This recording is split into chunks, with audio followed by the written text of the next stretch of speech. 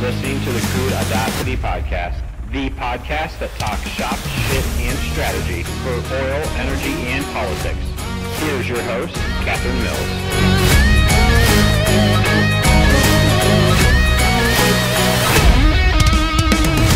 Hello, everyone. You are listening to the Crude Audacity. Thanks so much for tuning in on this Thursday morning.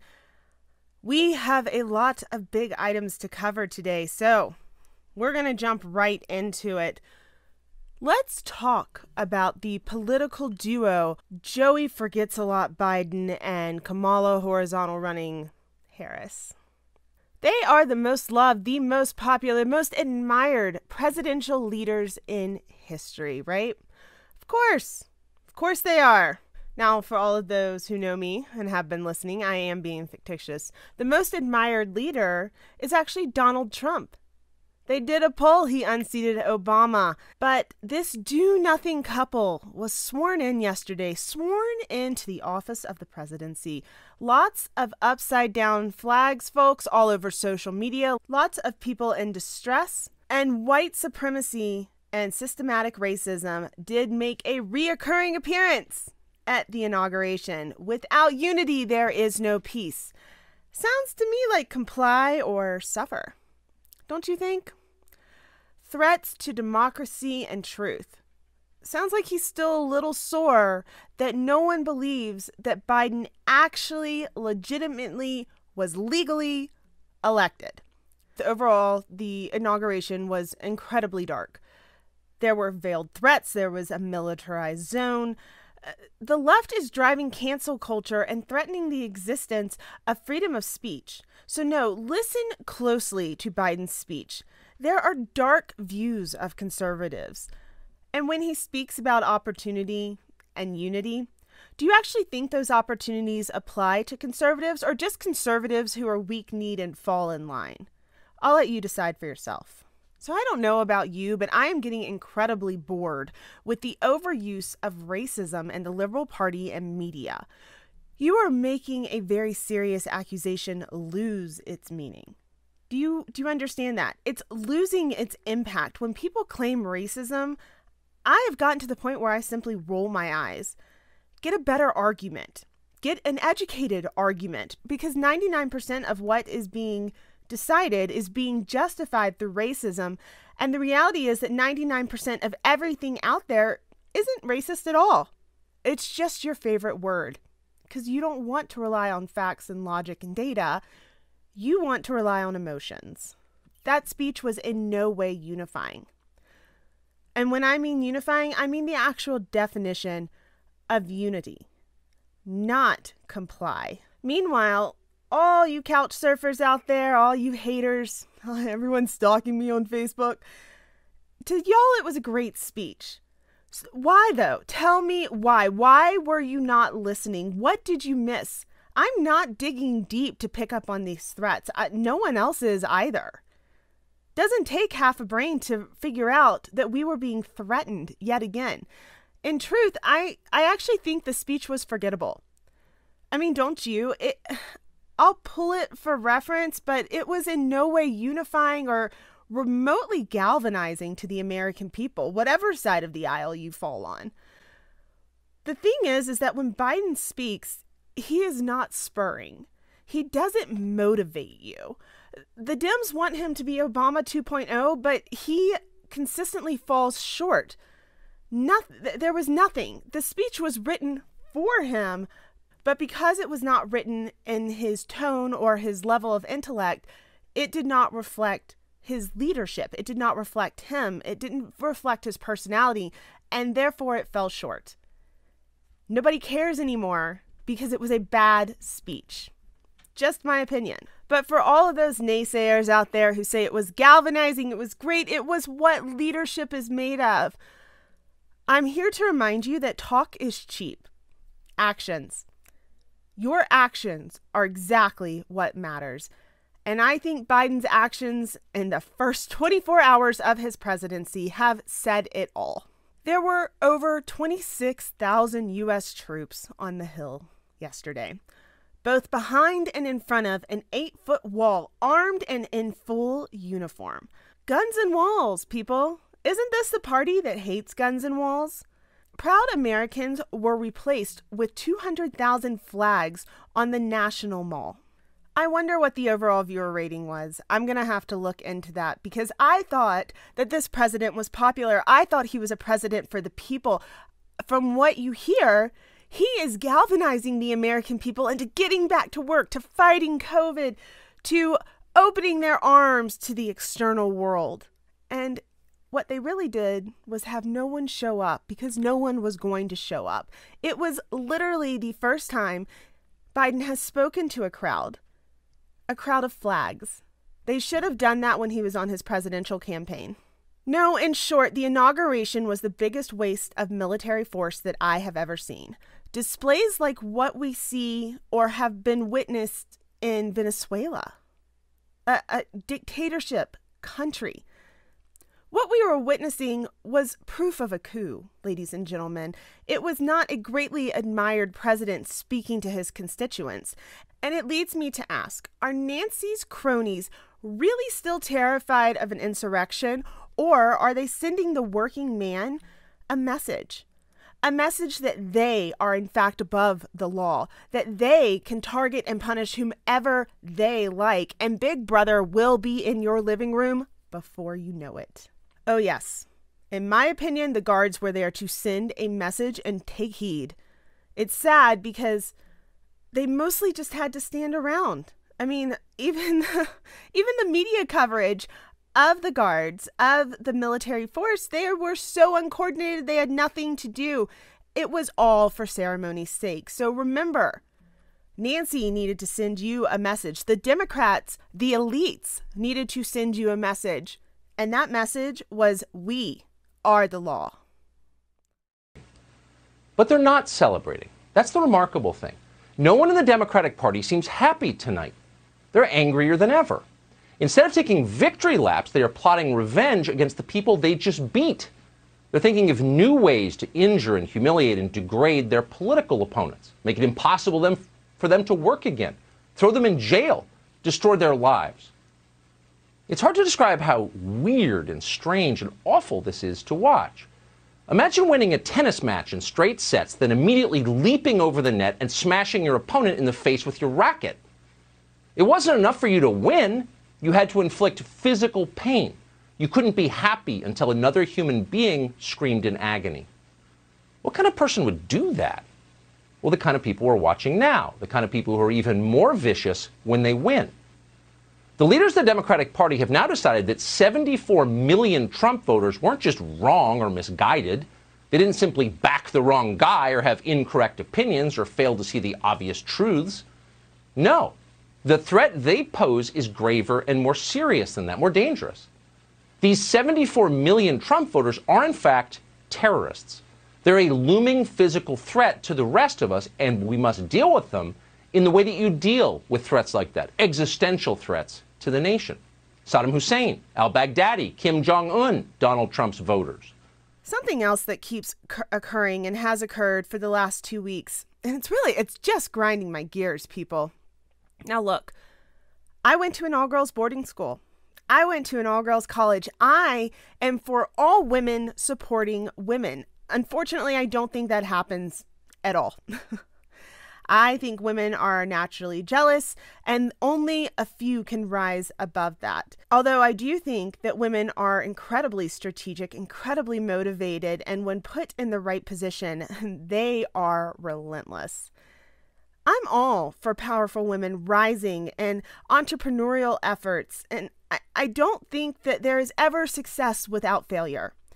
But the way women have been speaking about remember to wear your pearls, remember the pink and green. I went to Sweetbriar College. I lived pink and green, okay? But they're doing this all for Kamala Harris. Make no mistake about it, Kamala Harris has an Olympic medal in horizontal running, if you catch my drift. Her legal career is stained with dirty dealings. Her political career has not been much better. Not much has been accomplished, if you can even call it accomplishments. She is quite literally a person with no achievement. That is your standard do-nothing politician. She backed groups fighting to free violent multi-offense criminals. She failed so greatly in her presidential bid that she had to drop out early, if you remember. Her career is stained by sending innocents to jail. And her only standout moment in any debate has been when she was calling Joe Biden a bigot and a racist and creepy, a possible sex offender. Both accounts, I think, have been more than proven accurate. But that was it. That is all Kamala Harris is. And yet somehow women are rejoicing that Kamala is a role model, shattering glass ceilings, changing the game. With this woman's track record, I would say that she is far from a role model. Her biggest moment in the last 2 weeks wasn't that she resigned her role in the Senate to become the VP, but that she plagiarized Dr. Martin Luther King. And why? Explain to me why you would want your daughters to aspire to be this woman. Is merit dead? Why aspire when you can achieve with your boobs, right? This woman is why other women struggle in boardrooms. She hasn't shattered any glass ceiling. Stop celebrating her and focus on the track record. Now, for all of those clutching your pearls right now, save me the dramatics and let the real women get out there and actually accomplish something. Now, I did catch Trump's farewell speech, and I thought it was short, sweet, presidential. Most of all, I want to thank the American people. To serve as your president has been an honor beyond description. Thank you for this extraordinary privilege, and that's what it is, a great privilege and a great honor. We must never forget that while Americans will always have our disagreements, we are a nation of incredible, decent, faithful, and peace-loving citizens who all want our country to thrive and flourish and be very, very successful and good. We are a truly magnificent nation. 4 years ago, I came to Washington as the only true outsider ever to win the presidency. I had not spent my career as a politician, but as a builder looking at open skylines and imagining infinite possibilities. I ran for president because I knew there were towering new summits for America just waiting to be scaled. I knew the potential for our nation was boundless as long as we put America first. So I left behind my former life and stepped into a very difficult arena, but an arena nevertheless with all sorts of potential if properly done. America had given me so much, and I wanted to give something back. Together with millions of hardworking patriots across this land, we built the greatest political movement in the history of our country. We also built the greatest economy in the history of the world. It was about America first because we all wanted to make America great again. Not his typical flavor. You know, I will never regret my time supporting Trump, supporting what he represented or the achievements he made for the country. Can you tell me what Obama achieved? Can you actually do the research, and do you actually know? Because I can tell you exactly what Trump did for Americans. He lifted nearly 7 million people off of food stamps. Unemployment rates for African Americans, Hispanics, Asians, Natives, veterans, individuals with disabilities, those without high school diplomas, they reached record lows. That's putting the American people first. Unemployment for women hit its lowest rate in 70 years. That is amazing. Unemployment rates reached 3.5%, and that was the lowest in over half a century. He achieved 40 months in a row, 40 months, people, of more job openings than hirings. That means that people were being innovative. More Americans reported being employed than ever before. That was nearly 160 million. And jobless claims hit nearly a 50-year low. Now, I understand COVID threw a wrench in some of these, but these are huge accomplishments. And COVID was a political weapon and still is. Okay, there have been too many accounts of people coming forward saying, yeah, it's out there. Yeah, it's serious. But it's not as prevalent as the media would have you believe. And on top of that, there's a very big difference between the phrases from and with. And you need to pay attention to that. the number of people claiming unemployment insurance as a share of the population hit its lowest on record. Incomes rose in every single metro district across the United States. That's never happened in 3 decades. Trump delivered a future that was greater than his promises and opportunity for all Americans, literally all Americans, not just those big bad white supremacists that the Dems like to call out. He passed a $3.2 trillion historic tax relief, and that reformed the tax code. And you know who that relief benefited? The middle class. The middle class. The very class of people that Biden will be reinstating higher taxes on, 20% tax increases on. Your paycheck for all of those, Biden won, you are about to get hit with such a hard slap of reality that you will get whiplash. Your paycheck, gone. One of his biggest accomplishments, that being Trump, not Biden, not Obama, is that he signed the Tax Cuts and Job Acts. This was the largest tax reform package in history. More than 6 million American workers received wage increases, bonuses, and benefits as a result of this action. The typical family earns about $75,000 a year, and by implementing this bill, he was able to slash their taxes. This doubled the standard deduction, which essentially, if you really need to break it down, made that first $24,000 of that $75,000 completely tax-free. Do you know how big a deal that is with rising cost of living? Over $1.5 trillion was repatriated back into the United States from overseas. That means more jobs and more opportunities for the working American. Lower investment costs, higher capital returns. This all led to faster growth in the middle class from real wages and international competitiveness. There's nothing wrong with asking another country to pull their weight in a contract. Because of Trump, jobs and investments began to pour into opportunity zones where they otherwise did not exist. Essentially, he ended the regulatory assault on the American business and secured historic trade deals that defended the American worker. That entire list of accomplishments was all pro-America, was all pro-American worker. Nothing to do with China, nothing to do with Canada, with Mexico, with the Middle East, with third world nations. It was about the American worker, elevating the American citizen. In all honesty, the list goes on. So I ask you, all of you proud leftists out there, you never Trumpers, what are Obama's accomplishments? What were Obama's accomplishments? What has Joey accomplished in 47 years of service? And whatever did Harris achieve? Whatever, because you've been trying to challenge me with it, and I would like for you to step up and tell me what Harris achieved. Because the few items I just listed are actually true accomplishments, and they happened because of the movement of Trump. No, instead, the left and the media have started calling for reprogramming of Americans who dare to support the rising of new conservatives. Remember, I said it in the last episode. What the left fears the most are individual thoughts and the freedom of opinion. Actually, I kind of take that back now that I said that. I don't think they fear it. I think they hate it.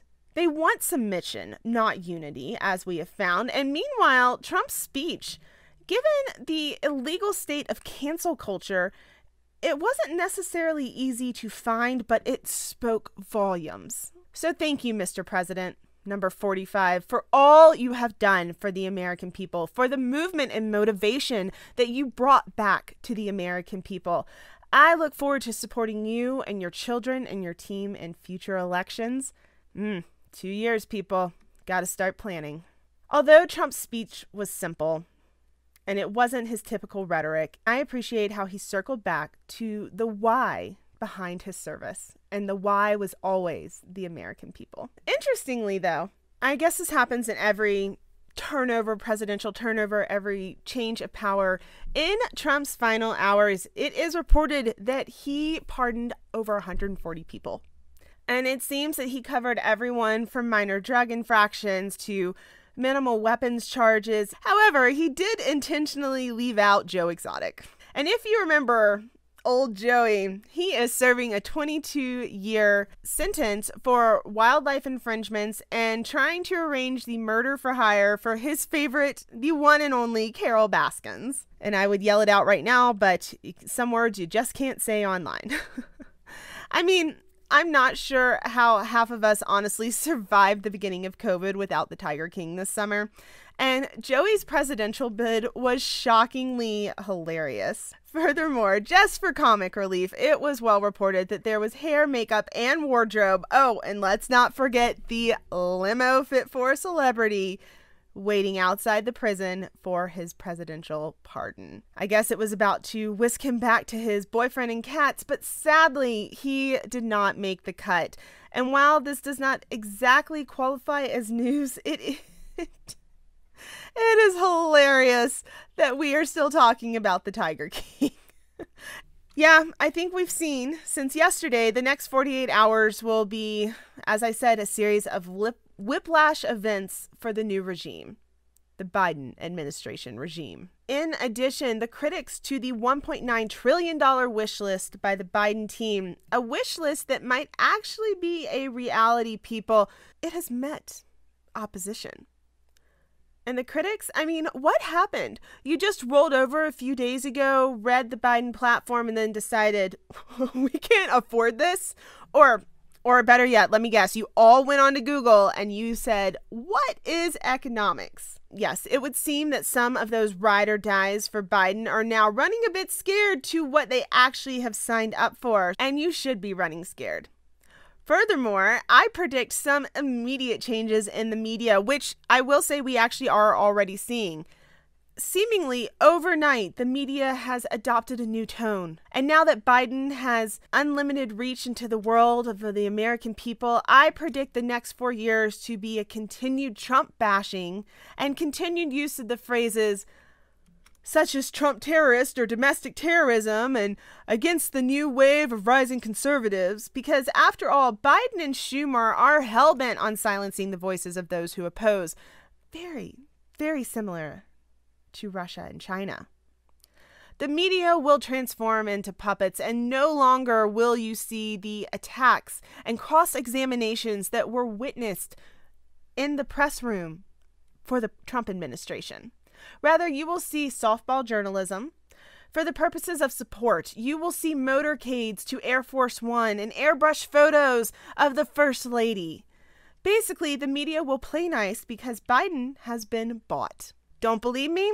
This is just a prelude into the next 4 years and quite possibly the dumbest thing ever said on CNN. 4 years of the Trump presidency, and the contrast on display tonight was so stark. I mean, those lights that are just shooting out from the Lincoln Memorial along the reflecting pool, it's like almost extensions of Joe Biden's arms embracing America. The administration went as far to have conservative men and women removed from guarding the inauguration because they might be compromised.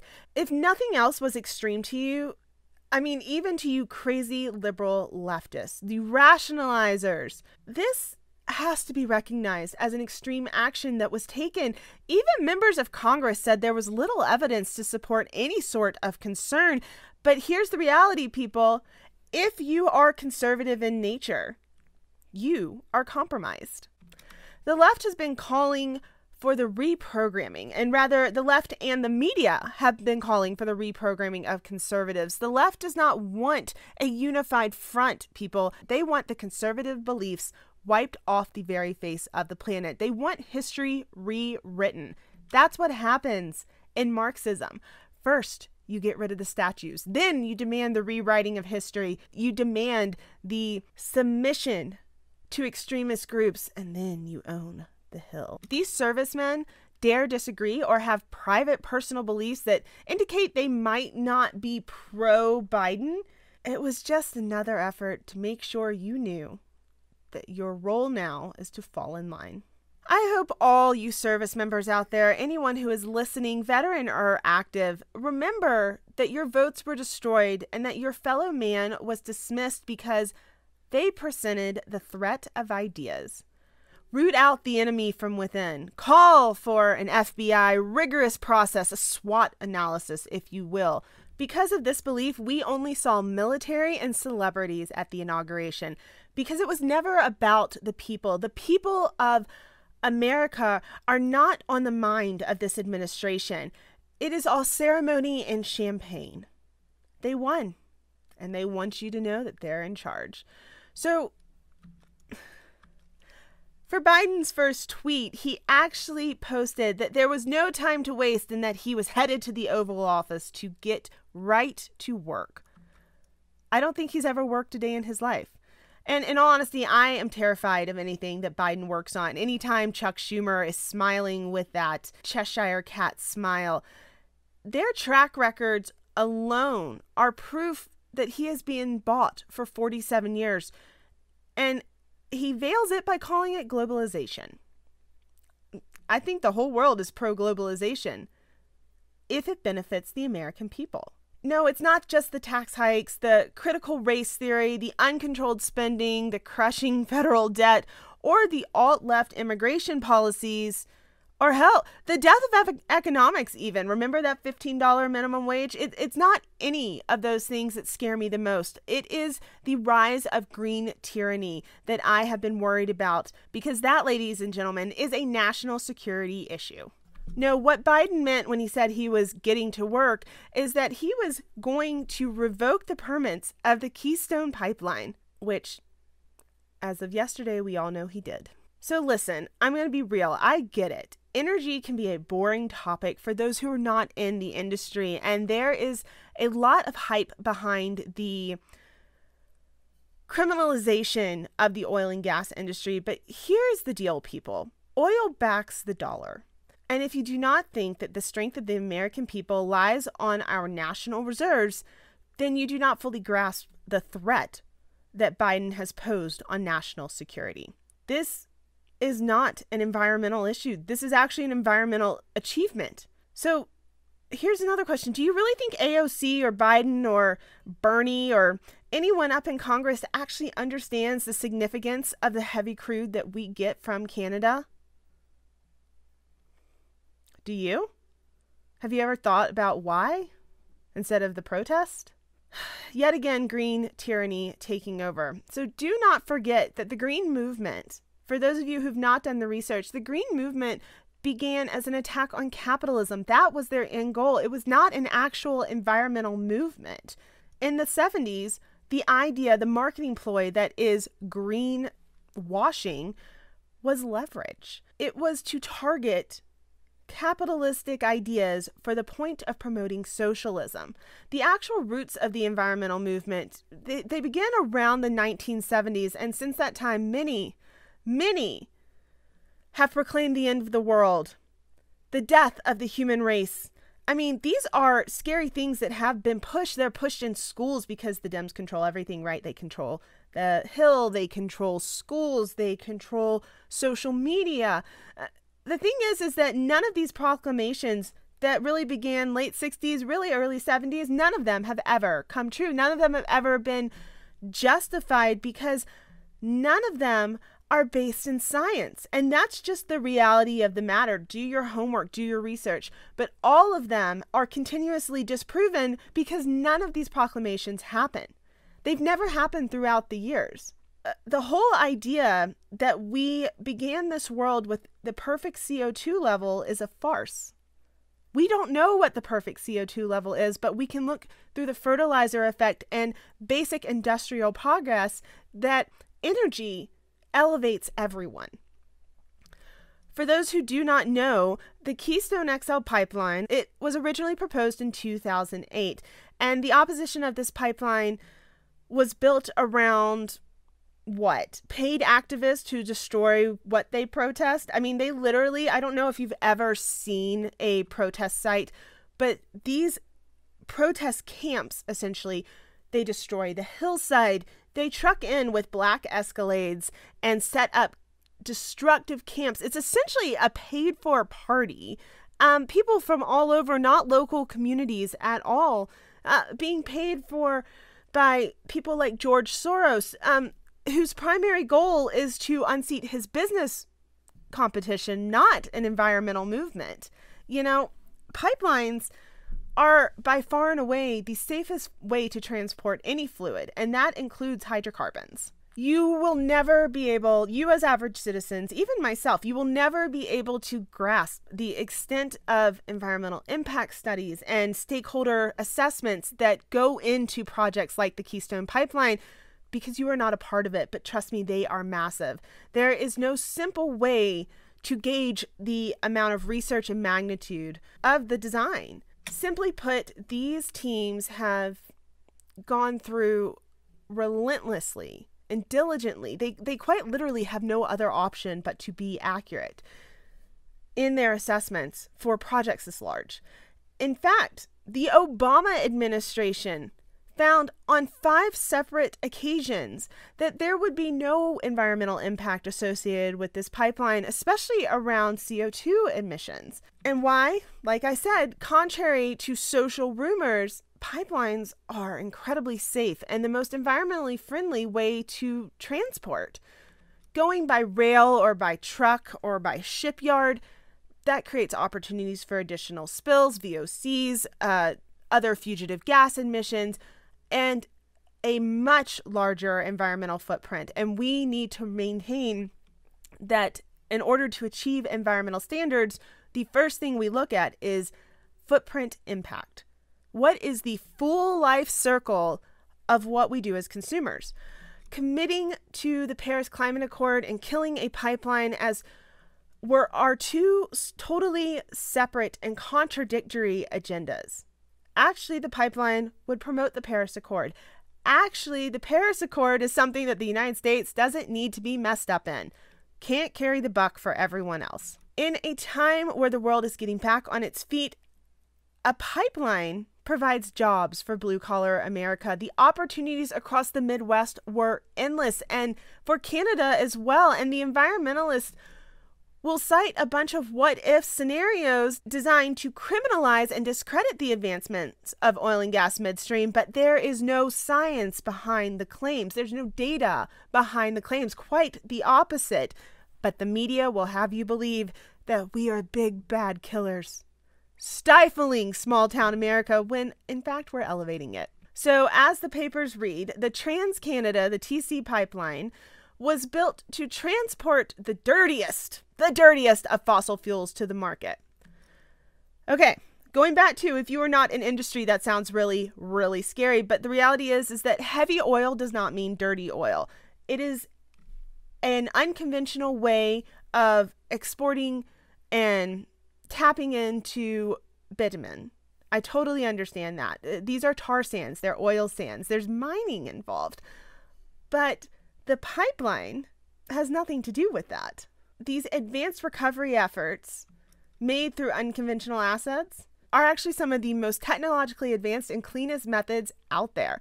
So yeah, tar sands, otherwise unusable and naturally emitting, volatile gases into the atmosphere, let's take them out of the equation and put them to use elsewhere. So why is it important, right? Outside of the job creation and cheaper energy prices, all of which, mind you, are huge achievements for the American people and North America, it is security. As I mentioned before, the dollar is strengthened by oil and energy. We do not back our currency with gold. We haven't for a few decades, but that is why China has made such an aggressive push to unseat the petrodollar. Those who control oil control the value of currency. By Biden doing this and then claiming climate change, he can get a good bit of favor, right? It sounds sexy. It sounds like you're doing the good thing because we all want to do the good thing. But in reality, it's a devastating geopolitical move. It opens up, it's completely contradictory of the achievements that environmentalists claim they want to make. And there are actually no links or justifications to canceling this line other than he wants to get the value elsewhere.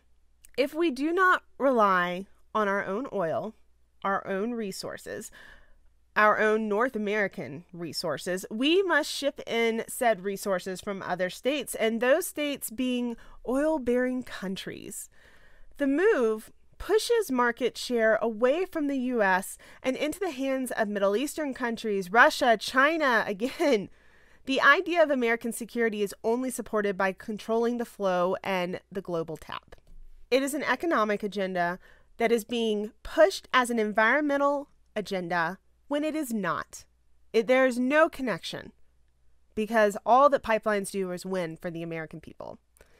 On top of that, oil refineries, I'm not in downstream, but oil refineries are not necessarily designed to support the processing of light crudes that we see in other unconventional assets. The volatiles you see out in West Texas, if you will. So although tar sands are not conventional assets, their heaviness is more easily processed here with our own infrastructure, our own existing infrastructure. So no, unfortunately, as I said, killing the KXL is a geopolitical play to push control of oil into the hands of those who work against us, and quite possibly supply politicians with hefty payouts. Thank you, Hunter. As I said earlier, the environmental movement is a ploy to kill capitalism. The sad part is that capitalism and environmental achievements, they can be one and the same. Capitalism is progress and opportunity for all. Climate change might be real, but climate crisis is a socialistic marketing campaign. And because most don't educate themselves, it must be true, right? They wouldn't lie to us. They're not trying to push a different agenda, a socialistic agenda. They have to be true because it's the environment. I was actually asked on the phone the other day, watching all of this go down and being in the energy industry myself, am I scared? Am I scared for what's to come? And the reality is I am not scared for oil and gas. This industry has been pivoting and evolving for a while now, for various reasons. And the reality is that we could spike oil prices to $250 a barrel and still not pull ourselves out of the debt that we have occurred since the 2014 era. So that being the case, the industry must consolidate, but there will always be a need for hydrocarbons and the technology that comes with the advancements of the oil and gas industry, the energy industry. What I am scared for are the working men, the single moms, the small business owners that fully distressed out there in the economy right now. And they don't want to rely on government handouts because that will never be enough, right? The more you print money, the less value there is. They want the opportunity to succeed on their own. And that flies directly in the face of Biden's agenda. As I said earlier, actions speak louder than words. And what is happening in the first 48 hours have not been unifying actions, haven't even been unifying words. These aren't even actions that are truly supported by liberals. If they educated themselves, they would not be falling in line with this. These are the actions of self-proclaimed elites working to solidify their power because you, the American people, are merely a gravy train to the 1%. You know, I was looking at some other first day executive orders that were signed yesterday afternoon, and I think Dan Crenshaw said it best. The Paris Agreement, well, that helps China and European diplomats. Canceling the Keystone Pipeline, that helps Russia. Halting wall construction, that helps illegal immigrants. Hello, Honduras. Didn't Biden just promise $1 billion, sign off on $1 billion to Honduras? Meanwhile, the working man in America can't find a job right now because we're not allowed to open. No, nowhere in Biden's first day of actions were the American people represented, the small business, anything that promoted reopening and recovering. And if you listen to the media outlets, they ate it up. Spin, spin, spin. I wish I could tell you it's going to get better, folks. But across the board, across social media and communication outlets, I am seeing stress. I'm seeing worry. I am seeing what looks to be defeat. Nowhere to turn, kind of deer in the headlights. And many are asking what we can do as the conservative movement. And I've said it many times, I'll continue to say it. This is not the will of the people. The display at the inauguration was pathetic. The party, the Democratic Party, was never for the American people. And sadly, we will have to hit rock bottom before we can change the minds of the left. The old GOP ways do not speak to the people any longer. The generations have changed. No one trusts the weak-kneed rhinos on the Hill. However, the introduction of a new party is not the answer. What is the answer will be the rise of a new age of conservatives. So if you are stressed, concerned, realizing that you are not willing to move on from this because you know that moving on is compliance and changes nothing, results in nothing, I'm going to tell you to start a podcast. I am going to tell you to post daily on social media, start a vlog, continue to talk about what is happening in your local communities as a result of these policies. The Dems on the Hill want you to stop talking. They don't want you to have your voice. They want you to comply. If you continue to expose and discuss, they lose. You cannot hide from your own paper trail.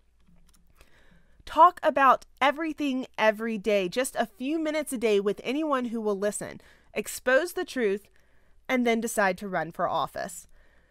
This is how you bring about change. Do not let someone else steal the narrative and lead with lies, because the American people never play dead.